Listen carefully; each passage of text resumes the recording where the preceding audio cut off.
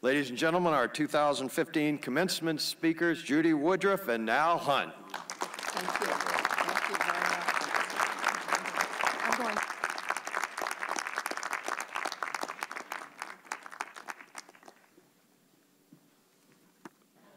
I also want to thank President Murray and commend him for a great, great run.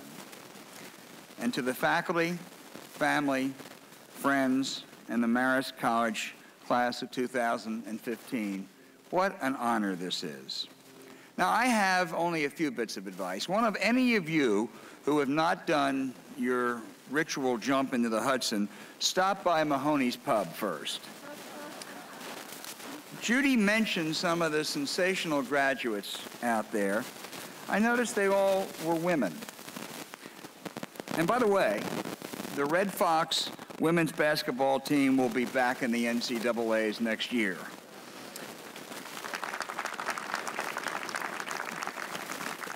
But there are stellar young men out there, too. President Murray mentioned Matthew Rees.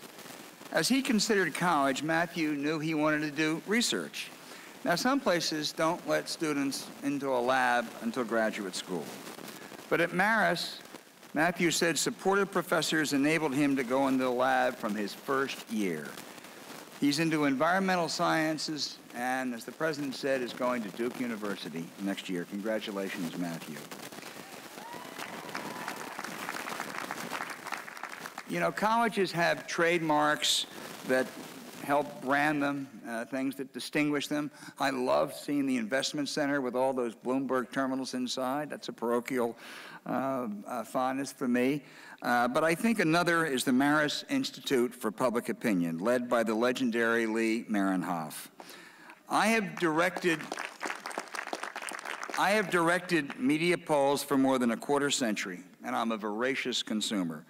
And whether it's politics or economics or sports or lifestyles, the Marist poll is one of the few gold standards. We salute you, Lee and Barbara. Now, Judy told you that I was going to defend politicians and say why you should care about politics. I considered a different subject, toxic dump sites, but that would be too easy. There's a great deal wrong with American politics, as I suspect most of the graduates realize. The amount of money sloshing around is obscene. The Washington Post reported the other day that multimillionaires are jealous of all the access the billionaires are getting. Naive and misguided Supreme Court decisions threaten to turn the presidential election into an auction. There is a new Bob Woodward or Carl Bernstein out there waiting to write stories of systemic corruption. Now, I live in Washington, but as I read the papers, sometimes Albany, the state legislature, looks like a farm club for the New York correction system. The perpetual campaign and the 24/7 news cycle places a premium on inflammatory and partisan sound bites with little reward for thoughtful analysis.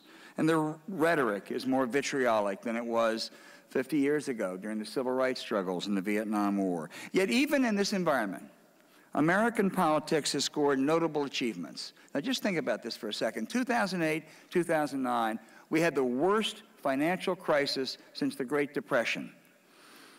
America came out of this in better shape than almost any place else, especially Europe. It was traumatic, but in the main, that resulted from good policy choices by two administrations, Congress, and the Federal Reserve. Politicians, public servants. That's pretty impressive. The battle over reshaping health care, which eats up 17% of our economy, was even more divisive. Yet today, with exceptions and imperfections, the Affordable Health Care Act is working pretty well. Fewer people are uninsured, and costs so far are rising modestly. That too is impressive. And over the past 10 years, America, spurred on by some courageous politicians and judges, have decided that gays and lesbians deserve the same rights and protections when it comes to serving in the military, teaching school, employment, or getting married. That's a great achievement.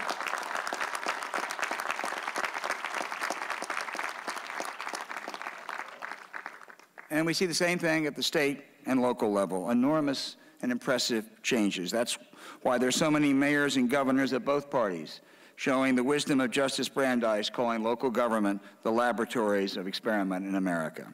Now, I'm not glossing over those humongous problems, some of which I cited earlier. The political system doesn't address well enough income inequality, entitlement reform, climate change, an inefficient tax system, racial strife, especially with police forces, and the global threat of terrorism.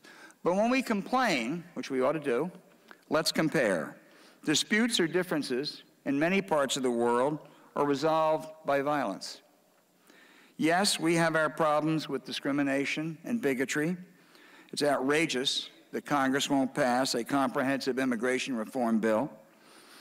But we are much more inclusive, and we're much more tolerant than many Asian countries or much of Europe, where immigrant bashing and anti-Semitism are rearing their ugly heads these days. Debate is the lifeblood of a free society and the lifeline for my business. We love conflict. And they're critical issues that ought to be passionately debated. What role should government play in our lives? But too often, and we in the media are the worst culprits, we question not just the policies or positions of the other side, but the motivations. I urge you not to do that. Most people in politics, whatever their philosophy, and some of them have some really crazy ideas, but it's from the Tea Party right to the quasi-socialist left, they're well-motivated. They genuinely believe their prescriptions will lead to better solutions, better communities, and a better America. Now, to you Democrats out there, this Republican presidential field may be the most talented since 1980. They are advancing some interesting ideas, albeit a few crackpot ones too. And as for you Republicans, you need to accept that as much as you take issue with his policies, Barack Obama is an intellectually gifted man of faith who embodies what we call the American dream. I have a confession. I have a real confession. The Marist brothers may need to talk to me afterwards, President Murray. I love being around politicians. Some have outsized egos, not mentioning anybody who is here today. But you know something? Most interesting people do. Many are also curious, fun, great storytellers, and willing to risk rejection. Now just think about that, willing to risk rejection. Think of that when you realize how tough it was when you applied to graduate school, the prospect of not getting in. Or you asked for a lunch date at Rossi's Deli. Or you're seeking a job. Politicians risk public rejection every time their name is on a ballot. And a couple other refrains briefly drive me crazy. One is, let's elect a president who's not a politician. Okay, anybody who believes that, I just want to ask you, would you like to have surgery by someone who's not a surgeon? Would you like to have the Red Sox basketball team coached by someone who knows nothing about the sport? The other is that compromise is a dirty word. Imagine any relationship without compromise. Try raising kids that way. The good politicians never let the perfect be the enemy of the good. Politics really is, as President Kennedy said, a noble profession. And as you leave this nourishing place, some of you will be businessmen or women, some will be lawyers or doctors, teachers, a few soldiers, and maybe even a couple like our daughter, auto mechanics. There will be terrific triumphs and stinging setbacks. For most of you, as Judy said, life will and should revolve around your family. But take time in the years ahead to be involved with your community, the school board, the zoning decisions, environmental questions, helping the underprivileged, and be informed, familiar with the great issues of the day facing America. Ideally, even participate in the political process. Don't engage in that unearned cynicism. They all are crooks, or average citizens don't matter. That's easy and cheap, and you're better than that. Your years at Marist have taught you to question, to be skeptical and critical, as well as open-minded and intellectually inclusive. With that, you really can make a difference in your communities and your country. Do it. It's really exciting.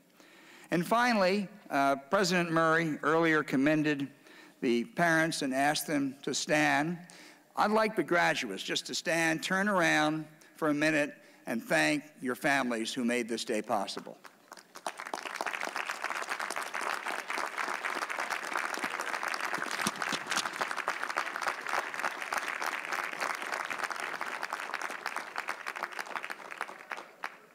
Thank you very much. Congratulations.